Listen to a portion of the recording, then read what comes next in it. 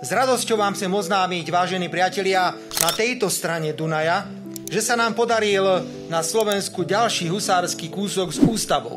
To nie je ani ľavicové, ani pravicové. To nie je ani liberálne, ani konzervatívne. Ale zakotvili sme pred niekoľkými rokmi do ústavy, že manželstvo je jedinečný zväzok muža a ženy.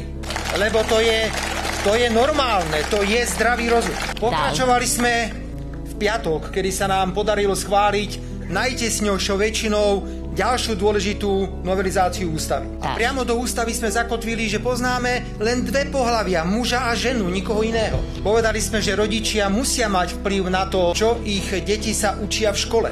Najmä keď ide o programy nad rámec štátneho vzdelávacieho programu. My si neželáme, aby nejakí blázni a poloblázni chodili vymetať hlavy našim deťom. My si musíme doma povedať na Slovensku, čo je v tejto oblasti správne a dobré pre Slovensko. A nie, že nám tieto veci bude diktovať Brusel.